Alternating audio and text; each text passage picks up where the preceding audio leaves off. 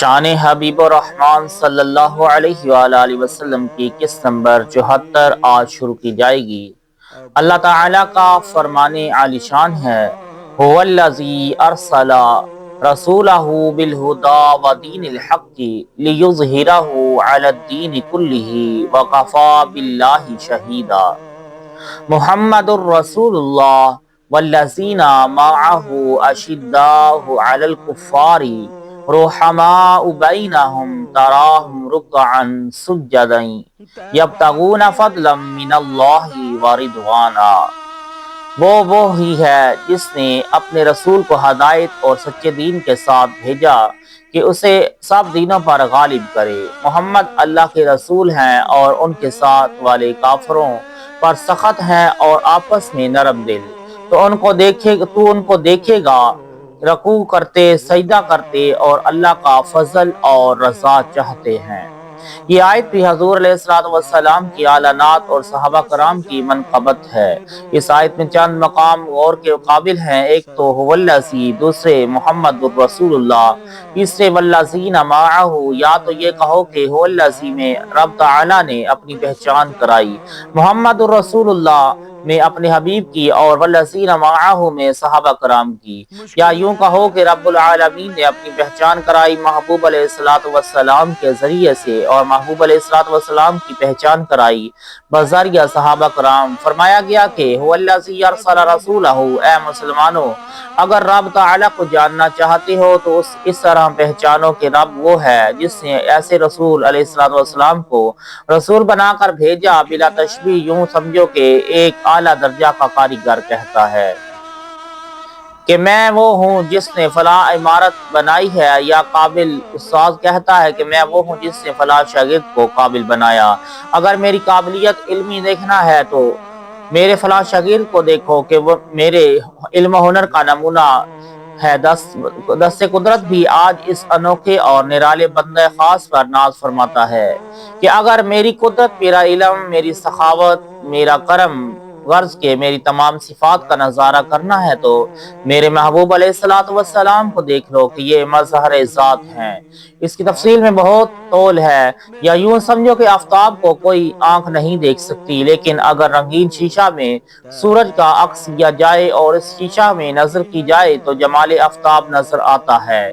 یہ ذات پاک کی قدرت الہی کو دیکھنے کا گہرے رنگ والا شیشہ ہے۔ اس کو دیکھنا تو رب کی صفات کو دیکھا۔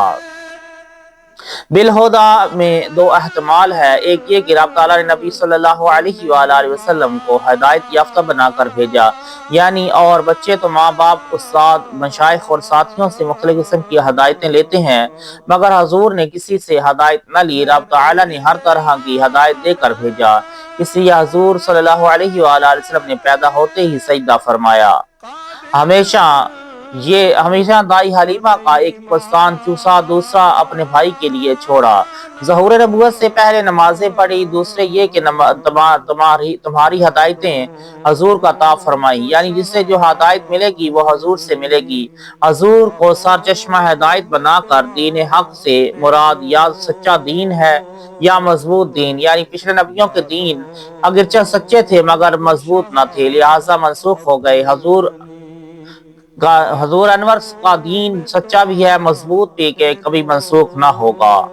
پھر فرمایا محمد الرسول اللہ، رسول تو اور انبیاء بھی تھے مگر یہاں حضور علیہ السلام کو خاص کر کے فرمایا۔ روح البیان میں ہے کہ چند وجہ سے، اولاً تو اس لیے کہ اور انبیاء کرام تو دنیا میں تشریف لا کر رسول ہوئے، حضور علیہ السلام عالم ارواح میں بھی رسول تھے، جب سے رب کی ربوبیت کا ظہور تب سے رسول اللہ کی رسالت کا اعلان۔ دوسرے اس لیے کہ اور انبیاء کی نبوت تو دنیا میں چند روزہ رہی، مگر حضور علیہ السلام کی رسالت تا قیامت بلکہ جنت میں بھی وہاں کے ہر پتہ پر لکھا ہے کہ لا الہ الا اللہ محمد الرسول اللہ۔ تیسرے اس لیے کہ اوروں کی نبوت خاص قوم پر، حضور علیہ السلام کی نبوت ہر مخلوق کے لیے۔ چوتھے اس لیے کہ سب انبیاء کرام خاص معجزات لے کر آئے، حضور علیہ السلام تمام معجزات، کلمہ محمد کی باریک باتیں میں ہم ما کان محمد نبا احد کی آیت میں پیچھے عرض کر چکے ہیں۔ چاند باتیں اور سنت تمام عالم حضور علیہ السلام کے نور سے بنا ہے، کیونکہ ساری چیزوں کے عدد 92 بنتے ہیں، اور محمد صلی اللہ علیہ وآلہ وسلم کے بھی عدد 92 بنتے ہیں۔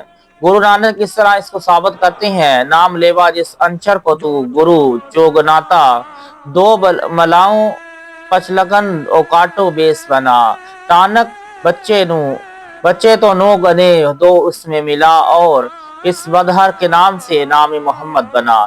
یعنی کسی چیز کی عدد نکال لو، ان عددوں کو 4 گنا کر لو، کیونکہ 4 گنا ہے، اس سے 4 گنے میں 2 ملا کر 5 سے ضرب دے دو، کیونکہ یہ پنجتن پاک کا عدد ہے، اور جو حاصل ہوا اس میں سے 20 3 دفعہ نکال دو، باقی کو 9 سے ضرب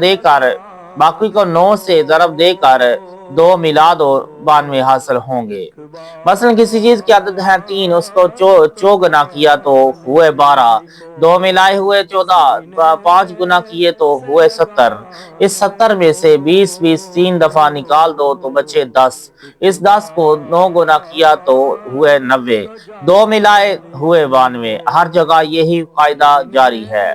حضور علیہ السلام کے دو نام ذاتی ہیں: احمد یعنی رب کی کما حق حمد کرنے والے، محمد رب نے ان کی حمد کی اور تمام مخلوق سے ان کی حمد کرائی۔ اس آیت کی مدح روح البیان میں ہے کہ محفل میلاد کی مجلس حضور علیہ السلام کی انتہائی تعظیم ہے اور ساری امت کا عمل ہے۔ اگرچہ حضور صلی اللہ علیہ وآلہ وسلم کی صفات بہت ہیں، لیکن رب تعالیٰ نے انہیں یہاں رسالت کی صفت سے یاد فرمایا، اور کلمہ میں بھی یہی صفت رکھا، 2 وجہ سے: ایک یہ کہ حضور کا تعلق رب سے بھی ہے اور مخلوق سے بھی، رسول میں ان دونوں تعلقوں کا ذکر ہے، یعنی خدا کے بھیجے ہوئے اور مخلوق کی طرف بھیجے ہوئے۔ اگرچہ نبی میں بھی یہ بات خاص ہے، لیکن نبی میں صرف خبر لانا ہے، اور رسول میں خبر ہدایت اور انعامات سب لانے کی طرف اشارہ ہے۔ یہ دوسرے اس لیے کہ دو بچڑوں کے ملانے والے رسول ہی ہوتے ہیں، جیسے ڈاک کا محکمہ کہ اگر یہ نہ ہو تو 2 ملک اور 2 شہر کٹ جائیں۔ اسی طرح خالق و مخلوق میں تعلق پیدا کرنے والے رسول ہی ہیں، اگر ان کا واسطہ درمیان میں نہ ہو تو خالق و مخلوق میں کوئی تعلق نہ رہے۔ حضور اللہ کے رسول ہیں کہ اس کی نعمتیں کو ہم تک پہنچاتے ہیں، اور ہمارے رسول ہیں کہ ہماری درخواستیں بارگاہ رب العالمین میں پیش فرماتے ہیں، اور ہمارے گناہ وہاں پیش کر کے معاف کرواتے ہیں۔ یہ جو کہے ہم خود پہنچ جائیں گے، وہ در پردہ حضور علیہ السلام کی رسالت کا منکر ہے۔ اگر ہم وہاں خود پہنچ جاتے تو رسول کی کیا ضرورت تھی؟ رب غنی ہو کر بغیر واسطہ ہم سے تعلق نہیں رکھتا، تو ہم محتاج اور ضعیف ہو کر رب تعالیٰ سے تعلق کیسے رکھ سکتے ہیں؟ اس لیے ارشاد ہوا: وَلَوْ أَنَّهُمْ إِذْ ظَلَمُوا أَنفُسَهُمْ جَاءُوكَ وَالَّذِينَ مَعَهُ میں 4 صفات بیان ہوئیں۔ حضور علیہ السلام کے ساتھ رہنا، کفار پر سخت ہونا، آپس میں رحیم و کریم ہونا، رکوع و سجدہ زیادہ کرنا یعنی عابد ہونا، یہ چاروں صفت اللہ کے فضل سے تمام صحابہ کے اندر موجود ہے، مگر 4 خلفاء میں ایک وصف کمال درجہ کا ہے: صدیق میں ساتھ رہنا، عمر فاروق میں کافروں پر سخت ہونا، عثمان غنی میں رحیم ہونا، مولا علی میں عبادت و زہد رضی اللہ تعالی عنہم۔ گویا کہ شمع نبوت کی لالٹین کے 4 شیشے ہیں، علیحدہ علیحدہ رنگ والے۔ اگر نور نبوت دیکھنا ہے تو ان کے رنگ برنگے شیشوں کے ذریعے سے دیکھو۔ جو شخص ان شیشوں سے علیحدہ ہے، وہ نور مصطفیٰ صلی اللہ علیہ وآلہ وسلم سے دور ہے، کیونکہ ممکن تھا کہ رب العالمین اپنے نبی کے ساتھ کے لیے اپنے ایسے لوگوں کو خاص کرتا جو معاذ اللہ ایماندار بھی نہ ہو، اور پھول کے پاس رہ کر مٹی بھی مہک جاتی ہے۔ آسمان کا سورج جس گندی زمین پر روشنی ڈال دے وہ پاک ہو جائے، تو کس طرح ہو سکتا ہے کہ حضور علیہ السلام کے پاس رہنے والے خوشبودار نہ ہوں؟ اور حضور علیہ السلام جو کہ دونوں جہان کے سورج حقیقی ہیں، سورج کے پاس بیٹھنے والے کیوں کر گندے رہ سکتے ہیں؟ اگر معاذ اللہ یہ حضرات دیندار نہ تھے تو قرآن کے پہنچانے والے مخلوق تک اور حدیث کے سنانے والے دین کی تبلیغ کرنے والے، غرض کے چمن مصطفیٰ صلی اللہ علیہ وآلہ وسلم کی نگہبانی کرنے والے تو یہی حضرات ہیں، تو کیا قرآن اور اسلام معاذ اللہ برے لوگوں کے ہاتھوں میں پھلا پھولا؟ جس آنکھ نے ایمان سے ایک بار بھی جلوہ مصطفیٰ صلی اللہ علیہ وآلہ وسلم دیکھ لیا، اس کا درجہ دنیا بھر کے غوث قطب سے بڑھ گیا۔ تو جو حضرات سایہ کی طرح ہمیشہ حضور کے ساتھ رہے، وہ کیا شان رکھتے ہیں؟